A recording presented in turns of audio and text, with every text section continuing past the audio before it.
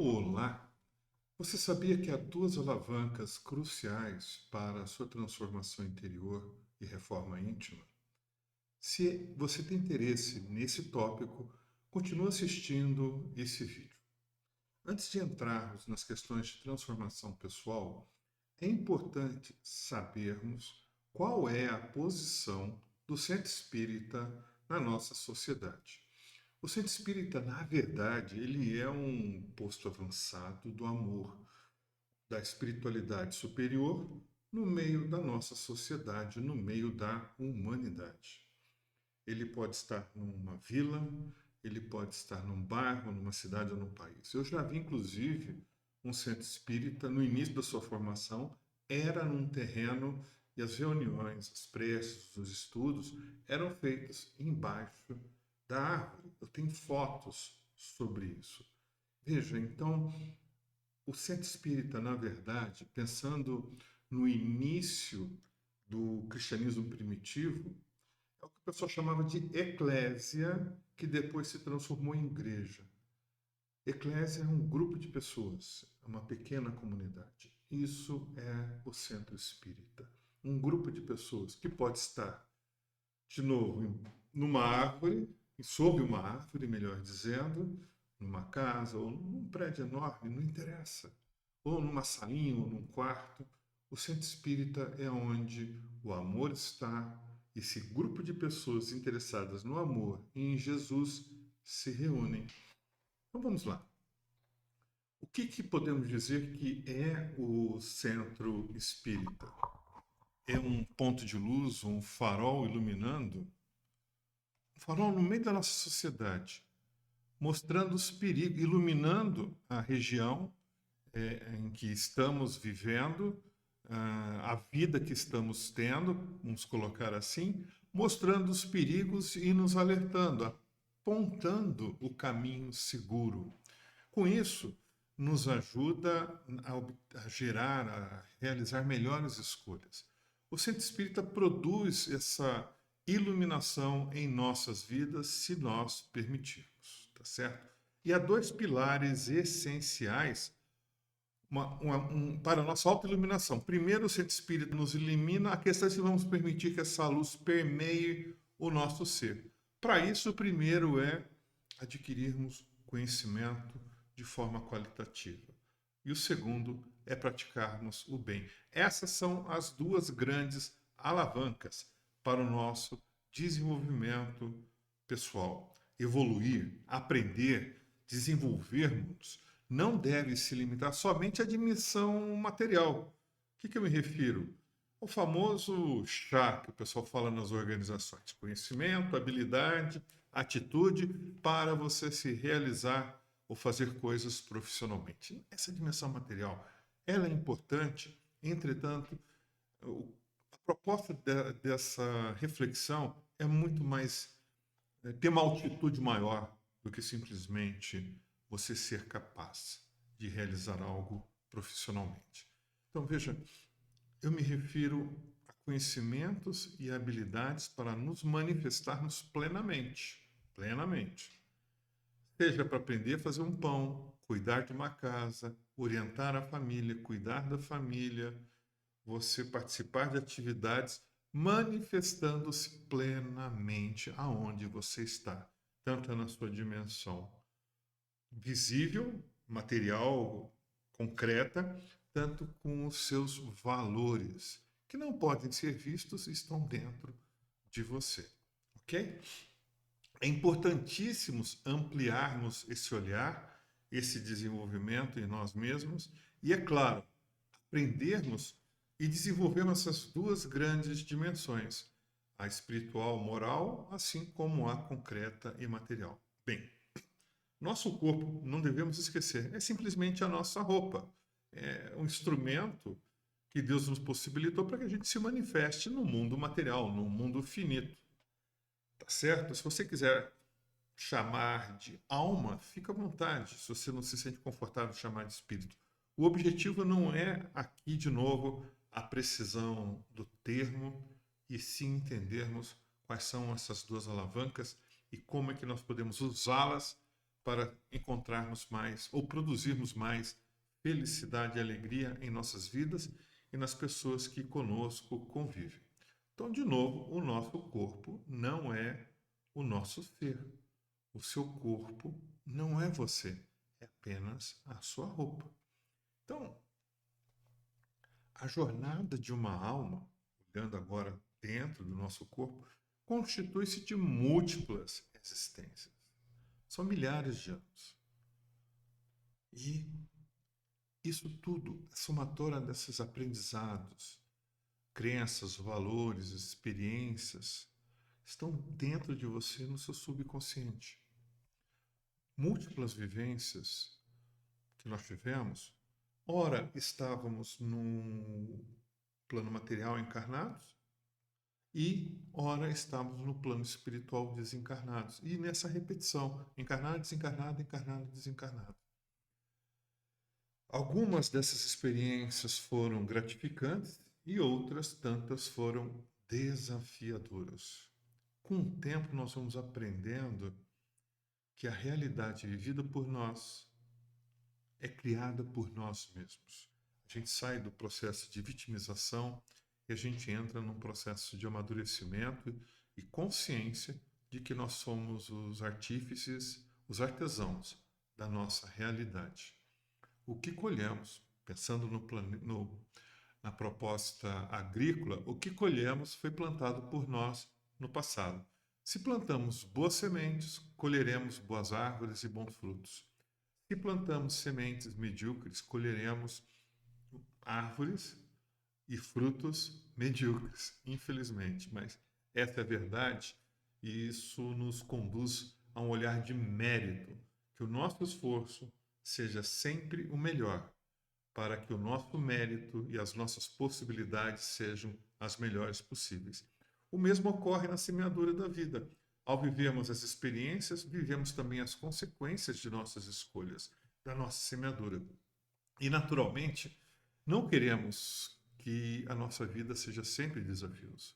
Queremos momentos alegres, queremos progredir, queremos ter mais coisas boas, eventos bons, relacionamentos saudáveis, paz, equilíbrio e tranquilidade em nossas vidas.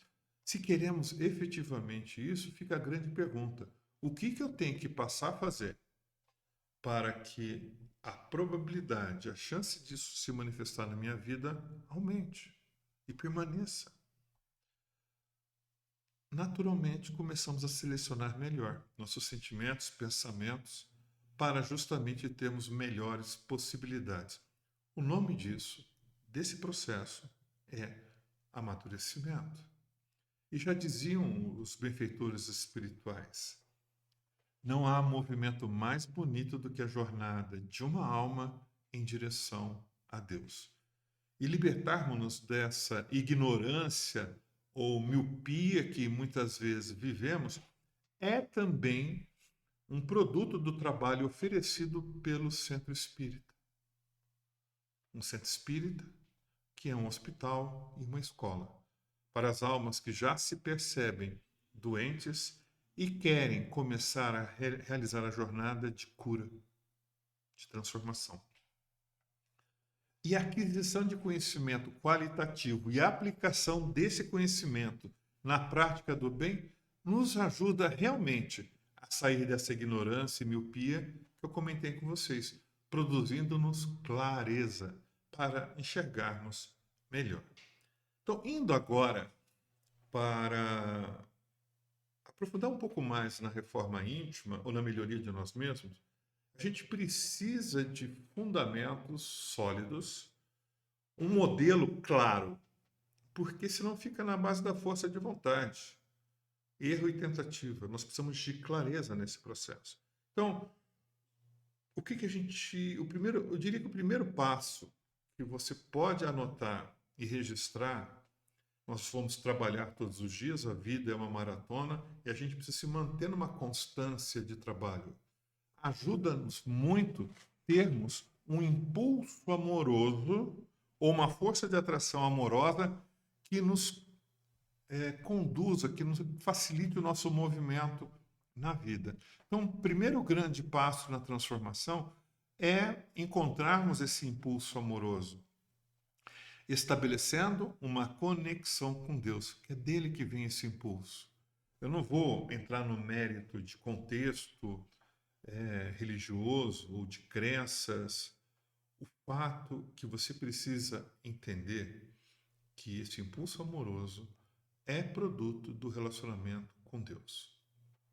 Ainda tenho muito que aprender sobre relacionamento com Deus. Todos nós temos. Esse impulso amoroso, ele pode ser mais fortalecido no nosso meio. Eu vou dar um exemplo simples do que eu quero dizer sobre esse relacionamento a ser desenvolvido. Vamos lá, olha só. Você tem um pai e uma mãe. E você se relaciona com eles, vamos pensar só nessa vida material enquanto encarnados, desde que você nasceu.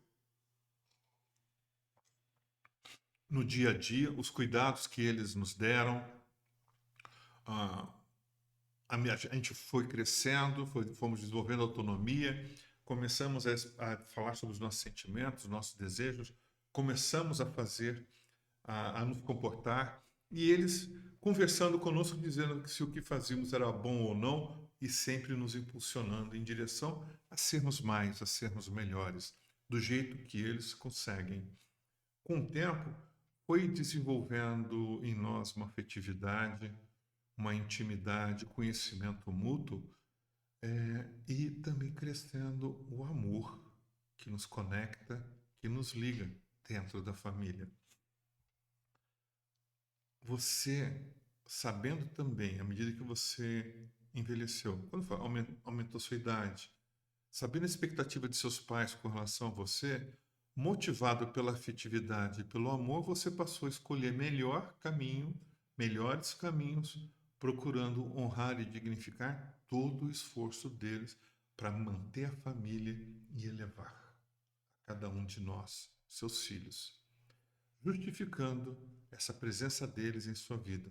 Até que em algum momento, os melhores valores deles, pelo seu esforço, começaram a se manifestar em sua vida, adaptado por quem você é, mas ainda assim presentes.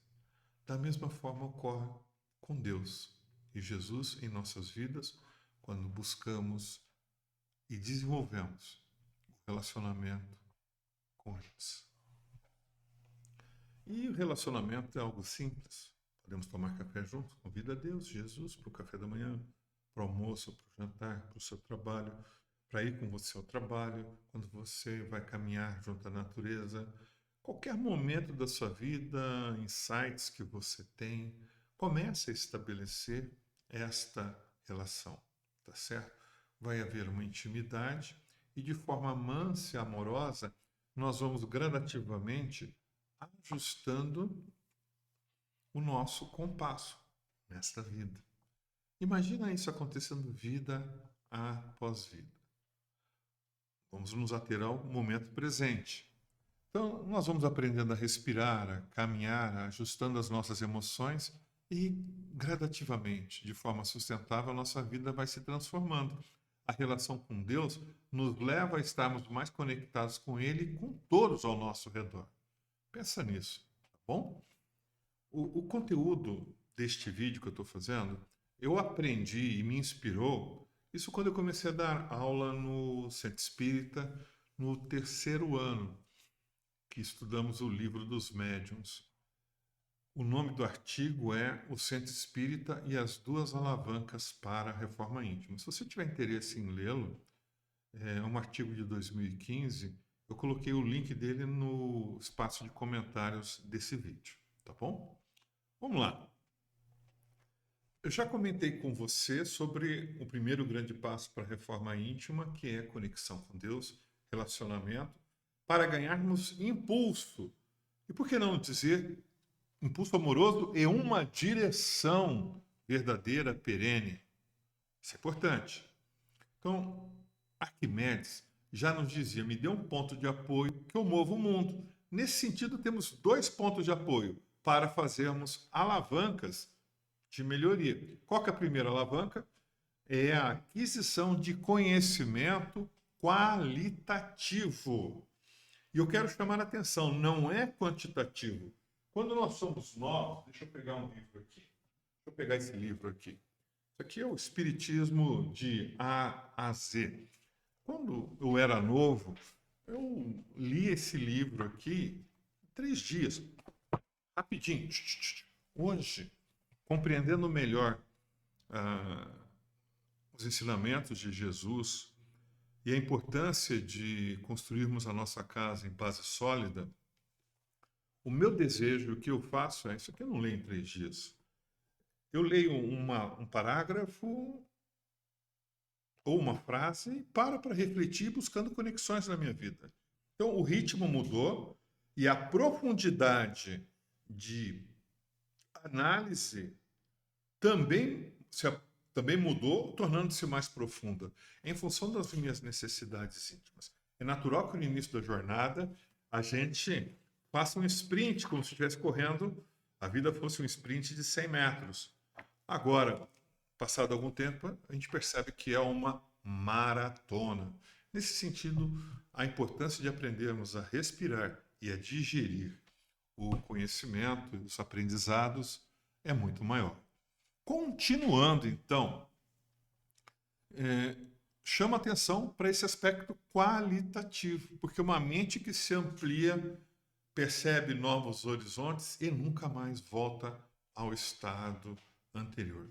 A jornada do Espiritismo, a jornada para com Jesus, não é uma jornada quantitativa, é uma jornada qualitativa. E o exemplo disso nós temos na vida de Divaldo Franco.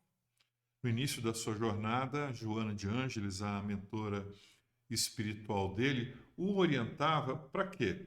Orientava para que ele lesse estudando o Evangelho, o Livro dos Espíritos, as obras básicas. E terminado de ler o Livro dos Espíritos, ele falava, Joana, terminei. E ela disse, leia de novo. Terminou de novo, lê de novo. Isso repetiu 10, 15, 20 vezes, eu não sei, mas esse relato dele, o fato é que, pela repetição, ele foi vendo cada vez mais conexões, ele foi aprofundando o olhar, ele foi entendendo com mais hum, consistência os ensinamentos de Kardec e de Jesus e compreendeu o processo educativo que a mentora espiritual dele o inseriu. Então, a aquisição do conhecimento, ele é o primeiro grande passo para a reforma íntima, de forma que a gente possa perceber melhor o mundo ao nosso redor e o nosso mundo íntimo. O primeiro passo, antes de agirmos, é percebermos. Então não adianta a gente querer sair correndo nesse processo. A gente precisa melhorar a nossa capacidade de enxergar. Eu vou dizer também um outro aspecto. A aquisição desse conhecimento qualitativo, de acordo com o Evangelho segundo o Espiritismo, é a base para uma fé raciocinada. Pensa nisso. Uma fé que não seja cega. Uma fé que enxergue com clareza. Uma fé que compreende e que você pode perceber o movimento e a presença de Deus na sua vida e na vida das pessoas ao redor. Isso é uma fé raciocinada. Ela, além de ser consoladora, ela produz a esperança. E você tendo esperança, você caminha no ritmo adequado, você respira, confia cada vez mais em Deus e efetivamente entende que existe o tempo de Deus para todos e que estamos todos inseridos nesse planeta, numa grande escola. Bem, esses aspectos são essenciais quando falamos em termos de conhecimento qualitativo.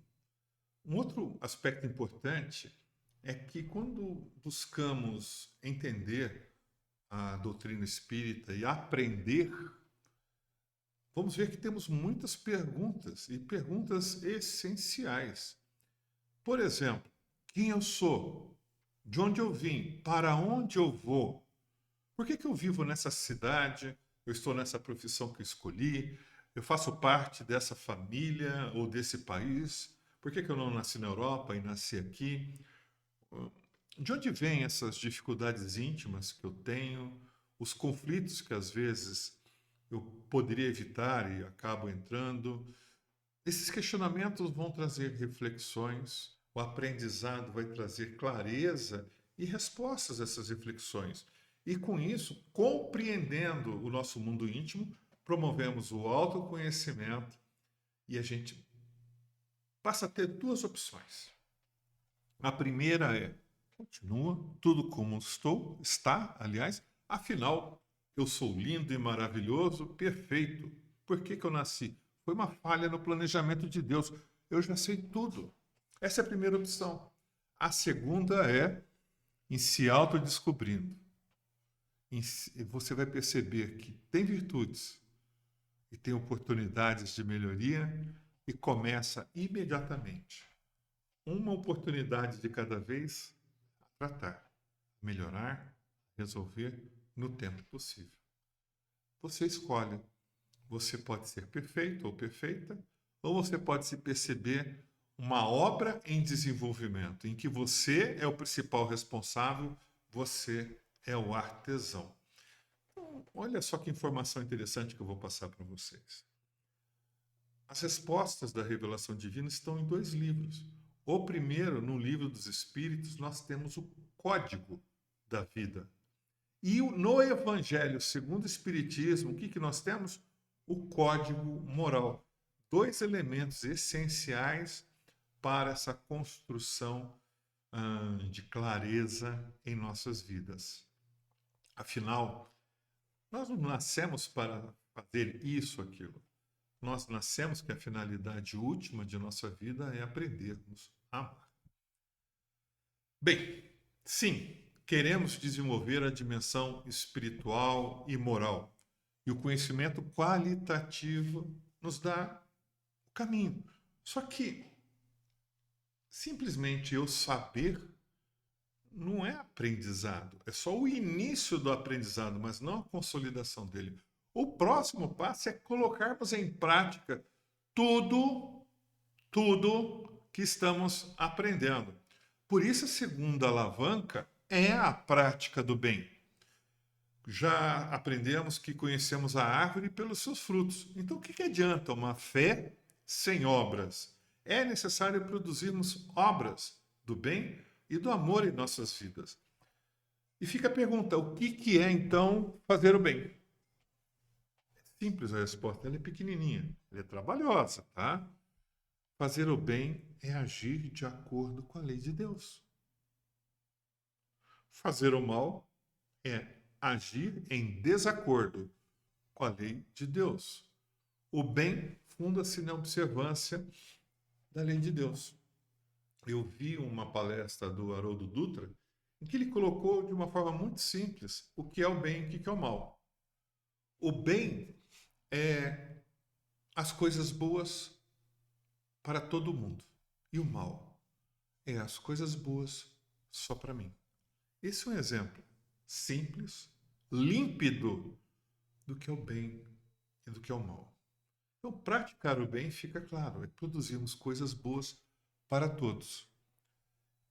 E a lei de Deus, ela tem algumas características importantes que Jesus resumiu. Amar a Deus sobre todas as coisas. Com isso, aquele primeiro passo, que é nos relacionarmos com Deus, tem uma conexão plena.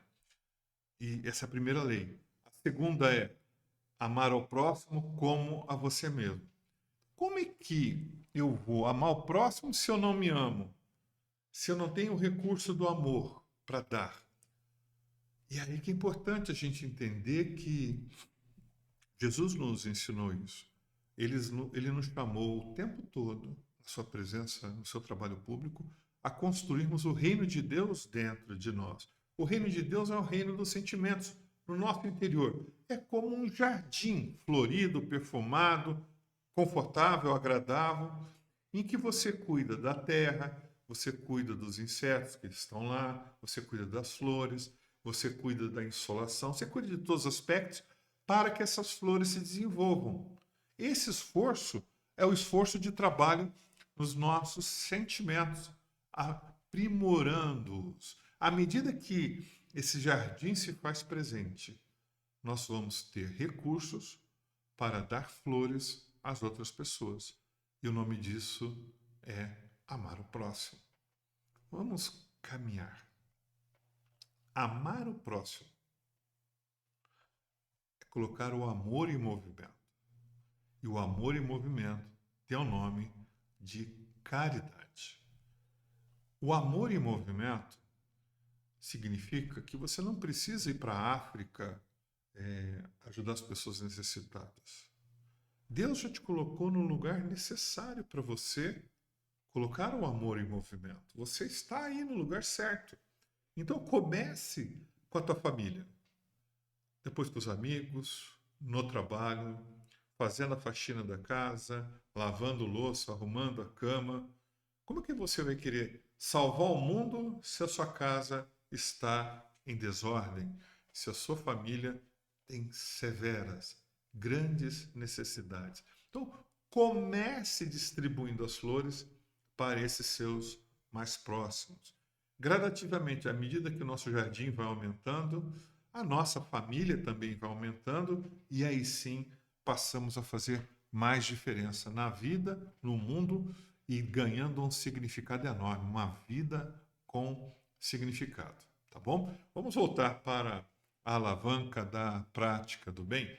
Ponto importante, a gente aprende fazendo e vivendo experiências da prática do bem, nós vamos percebendo, conectando, aprendendo realmente, porque a gente vai começar a confrontar o que sabemos com a realidade e o impacto da aplicação desse novo saber na vida das outras pessoas.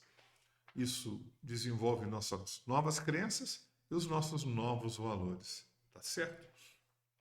O aprendizado e a prática do bem produzem uma mudança permanente em nós, imprimindo em nossa alma algo que anteriormente não foi feito. Então, valorize essas duas alavancas para a sua transformação. E, se possível, ensine também para os seus pais, irmãos, filhos e familiares, por que não aos amigos? Compartilhe esse conhecimento e esse vídeo, se você julgar de valor, para estes que fazem parte da sua vida. Quanto mais a gente compartilha o amor, mais felizes nos tornamos. Há um ditado antigo que eu carrego comigo desde moço. Ele é oriental. Se você diz que sabe, ou acha que sabe, mas não consegue fazer, então, na verdade, você ainda não aprendeu, você não sabe. Por isso que entre o conhecimento e a compreensão, no meio você tem a prática e o tempo, para que você possa realmente desenvolver o seu saber. Continuando. Daqui para frente eu vou apresentar alguns exemplos de transformação no centro espírita, tá bom? Então imagina uma pessoa que começa a entender a lei de causa e efeito ao ouvir as palestras ou entrar na escola do espiritismo. Essa pessoa começa a entender a lei, causa e efeito, e descobre que existe uma relação entre o que ele faz ou ela faz, o que ela sente, com os fatos de sua vida. Essa compreensão leva a uma mudança gradativa em que essa pessoa começa a pensar e agir melhor para ter resultados melhores, para ter consequências melhores. Então, esse é o primeiro exemplo. Essa outra é uma mulher, vive em estado constante de reclamação da vida, de insatisfação, pessimismo, quando não de vitimização. Da mesma forma, ela entrou na escola com esse olhar de que a vida não é justa para com ela, e educando-se espiritualmente, ela percebeu que cada desafio na vida dela era, na verdade, uma oportunidade de crescimento e fortalecimento para melhorar a musculatura espiritual dela, igual numa academia. Ela começou a ser menos crítica, começou a olhar com mais satisfação e alegria pelos desafios E era uma grande oportunidade de autoconhecimento. Então, ela, já, quando ela viu o desafio vindo, ela já estava sorrindo e se colocando em preparação para enfrentá-lo. Olha só a mudança, a ressignificação e a mudança de olhar. Nós somos os autores de nossa felicidade e de nossa infelicidade. Um outro exemplo. Na escola do Espiritismo, a gente começa a desenvolver o autoconhecimento e percebemos virtudes e desafios íntimos razoáveis, tá certo? O fato é que essa pessoa percebeu que tinha uma virtude, ou o potencial de uma virtude, que é de conversar com as pessoas, das pessoas se abrirem. Com isso, resolveu desenvolver suas habilidades de ouvir, de conversar, de consolar, estudando o Evangelho, a obra espírita e também buscando formas e bons modelos para que pudesse ouvir e conversar com as pessoas. Olha só o que a renovação em nossas vidas é capaz de produzir. O fato é que aonde está o bem, está Deus. E se nós estamos juntos, estamos em ótima companhia. E como um discípulo de Jesus, um cristão verdadeiro, você pode atuar melhor nessa dimensão. E aí começa a buscar mais oportunidades e se desenvolve cada vez mais. Esse é um outro recurso que os centros espíritas lhe oferecem. Voltando de novo para as alavancas. Primeira alavanca, aquisição de conhecimento qualitativo. Segunda alavanca, prática do bem, trabalho no bem. Então, Emmanuel nos alerta de que hoje sobram revelações e faltam testemunhos. E também nos ensina que a civilização ocidental ainda não se cristianizou. Ele quer dizer que nossos atos e sentimentos podem refletir melhor o Cristo. E nada como um mecanismo de reforma íntima que possa nos estimular mais para nos aproximarmos de Deus, de Jesus e dos apóstolos. Os apóstolos João, Tiago, Pedro, Paulo, sempre nos ensinaram que a fé precisa ter obras. E Paulo, principalmente, nos convidou sempre ao bom combate. O bom combate é dentro de nós mesmos e não com as outras pessoas. Fazer o bem nos faz bem sempre.